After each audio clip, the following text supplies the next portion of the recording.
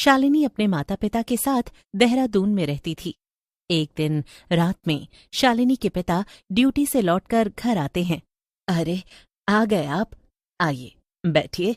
शालिनी के पिता बैठ जाते हैं, लेकिन वो थोड़े परेशान थे। क्या हुआ जी, आज आप परेशान लग रहे हो, कोई बात है क्या? क्या हुआ पापा? मैं पानी लेकर आती हूँ आपके लिए। सुनो, मेरा ट्रांसफर हो गया है फतेहपुर में, अब हमें वहां जाना पड़ेगा। लेकिन पापा, मैंने अपने दोस्तों से सुना है कि उस शहर में भूत रहता है जो लोगों की आंखें निकाल कर ले जाता है। अपने बॉस को बोलो ना, कहीं और ट्रांसफर कर दे। ऐसा कुछ नहीं है वहां, सब कहने की बात है, और हमें कौन सा वहीं रहना है। बस कुछ दिनों की बात है, फिर मैं वापस यहीं ट्रांसफर के लिए लेटर डाल दूंगा और कुछ दिनों के बाद हम वापस लौट आएंगे। कब जाना है फतेहपुर? कल सुबह ही हमें यहाँ से निकलना होगा। मैं और शालिनी, हम दोनों सामान पैक करने जा रहे हैं। आप खाना खाओ और आराम से सो जाओ। शालिनी का परिवार सुबह ही अपना सामान पैक करके फतेहपुर चले जाते हैं और किराए के रूम में रहते हैं। शालिनी की शादी होने वाली थी, तो वो देर रात तक अपने होने वाले हस्बैंड से बात करती रहती थी। अगली सुबह मोहल्ले की एक औरत शालिनी के घर आती है और उसकी माँ से कहती है, अरे सुनती हो शालिनी की माँ? जी बोलिए, क्या हुआ? मैंने देखा है तुम्हारी बेटी शालिनी रात के 2 बजे तक फोन पर बात करती रहती है। उसको बोलो 11 बजे के बाद घर से बाहर ना निकले। क्या आपको पता नहीं, यहाँ रात में आंखें नोचने वाला भूतिया आदमी रहता है। हाँ बहन, वो उसकी शादी होने वाली है, तो वो अपने होने वाले हस्बैंड से बात करती है। मैं उसे समझा दूंगी कि रात में 11 बजे के बाद बाहर जाकर बात ना करे। एक रात जब शालिनी के माता पिता सो रहे थे, तो उन्हें अचानक शालिनी के चिल्लाने की आवाज आई। दोनों भागकर शालिनी के रूम में जाते हैं। क्या हुआ बेटी, तुम रो क्यों रही हो? देखो ना पापा, मुझे कुछ दिखाई नहीं दे रहा। वो भूतिया आदमी मेरी आंखें ले गया। हाँ, मेरी बच्ची, ये क्या हो गया? जब शालिनी के ससुराल वालों को पता चलता है कि शालिनी अंधी हो गई है, तो वो लोग शादी तोड़ देते हैं। मुझे माफ कर दो शालिनी, लेकिन मैं अंधी लड़की से शादी नहीं कर सकता। शालिनी ये सब सुनकर जोर जोर से रोती है। माँ, मुझे मेरी आंखें वापस चाहिए। रात में शालिनी के माता पिता पड़ोस वाली औरत के पास जाते हैं। भाई साहब, मैंने तो पहले ही समझाया था। वो भूत कौन है, कहाँ से आता है और वो लोगों की आंखें क्यों लेकर जाता है, ये तो मुझे पता नहीं। लेकिन गांव के लोग कहते हैं कि वो भूत तो बस नौकर है, उसके पीछे किसी तांत्रिक का हाथ है। उसने उस भूत को गुलाम बना रखा है। तो एक काम करते हैं, हम उस भूत का पीछा करेंगे, जिससे हमें पता चल सके कि वो ऐसा क्यों करता है और वो तांत्रिक कौन है जो लोगों की आंखें निकलवाता है। गांव के कुछ लोगों ने ऐसा करने की कोशिश की थी, लेकिन फिर वो कभी लौटकर वापस नहीं आए। जो भी हो, हम अपनी बच्ची की आंखों के लिए कुछ भी करेंगे। एक दिन शालिनी की माँ अपनी असली आंखों के ऊपर नकली आंखें लगाकर रात में गांव के चौराहे पर खड़ी हो जाती है। रात के ठीक 12 बजे एक भूत वहां आता है। शिकार, वो भी चौराहे पर। भूत शालिनी की माँ की नकली आंखें नोचकर ले जाता है। फिर शालिनी के माता पिता उस भूत के पीछे जाते हैं। भूत जंगल में एक टूटी फूटी झोपड़ी में घुस जाता है। शालिनी के माता पिता अंदर झांक कर देखते हैं तो वहां एक तांत्रिक हवन कुंड जलाकर मंत्र पढ़ रहा होता है। वो लोग छुपकर उनकी बातें सुनने लगते हैं। आ गया मेरा गुलाम आंखें लेकर। ये लीजिए मेरे आका। ये क्या लाया है? ये तो नकली आंखें, तुझे किसी ने पागल बना दिया।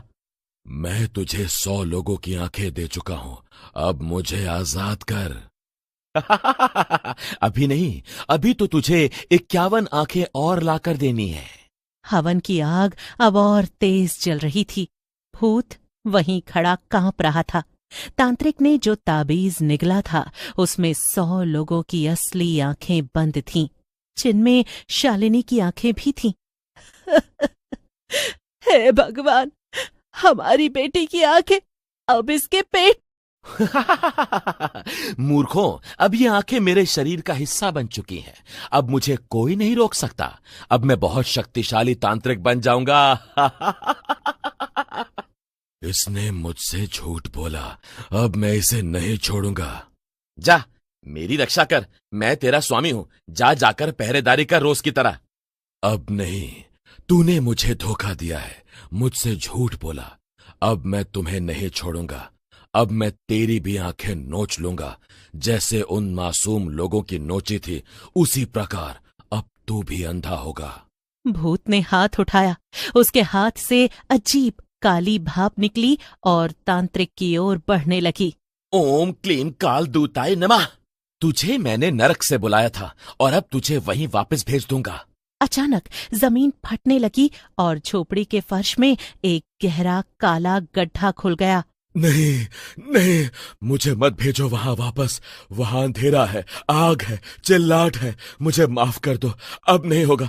मैं तुम्हें और लोगों की आंखें नोच कर ला कर दूंगा। तभी अंदर शालिनी के माता पिता आ जाते हैं। नहीं, इस बार तुझे इस भूत को भी आजाद करना होगा। चुप रहो। अब मेरी शक्ति असीम है, मैं सबको अंधा कर दूंगा। हे त्रिकालदर्शी शक्ति, मुझे अंतिम दृष्टि प्रदान कर। नहीं, मैं तुम्हें किसी और की आंखें नहीं लेने दूंगी।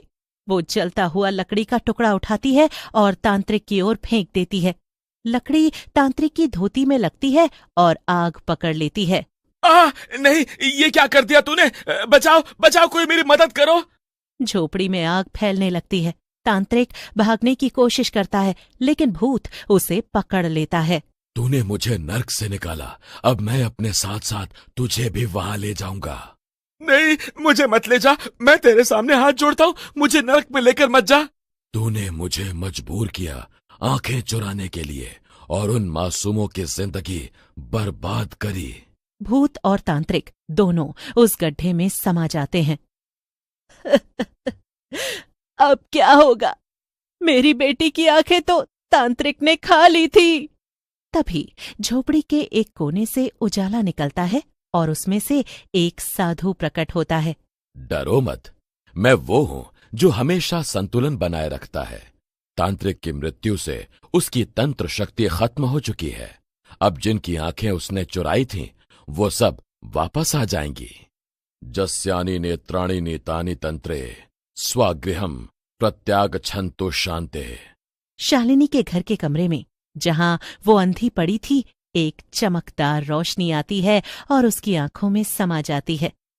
हाँ, हाँ, माँ, पापा, मुझे सब दिखाई दे रहा है। हाँ, मैं देख सकती हूँ। हाँ मेरी बच्ची, अब तू पहले जैसी हो गई है। अब तू सब कुछ देख सकती है। अगली सुबह गांव में फिर से चर्चा थी। अब तांत्रिक नहीं रहा और भूत भी मुक्ति पा चुका है, लेकिन कुछ लोगों को अभी भी डर था। शालिनी के माता पिता गांव वालों के साथ मिलकर जंगलों, कुओं और पुरानी हवेलियों में ताबीज ढूंढते हैं। एक ताबीज जो बहुत ही शक्तिशाली था, उन्हें शमशान के एक पुराने पीपल के पेड़ की जड़ में मिला। वो उसे जलाकर राख कर देते हैं। अब शालिनी की आंखें वापस आ चुकी थी, मगर उसकी शादी टूट चुकी थी। वो अंदर से टूटी हुई थी। माँ, क्या मैं अब किसी को पसंद आ सकती हूँ? क्या कोई अंधी रही लड़की से शादी करेगा? बेटा, अब तू अंधी नहीं है और तू किसी से कम नहीं है। कुछ दिन बाद वही लड़का जो शादी तोड़ चुका था लौट कर आया। जब मुझे तुम्हारी जरूरत थी, तब तुमने मुझसे अलग होने का फैसला किया। अब मैं कैसे मान लूं कि कभी आगे मुझे कुछ हुआ तो तुम मुझे फिर से ऐसे ही नहीं छोड़ दोगे? शालिनी ने अपने आत्मसम्मान को चुना। उसने मंगेतर को माफ कर दिया, लेकिन शादी के लिए मना कर दिया। अब गांव में लोग रात को बाहर निकलने लगे थे। डर खत्म हो चुका था। अपने अनुभव से प्रेरित होकर शालिनी अब एक सामाजिक संस्था में काम करती है, अंधे बच्चों के लिए। वो अपने अनुभव से उन्हें प्रेरित करती है और उनमें जीवन जीने की लगन पैदा करती है। जब अंधेरा आंखों में उतरता है, तब दिल में रोशनी जलानी होती है।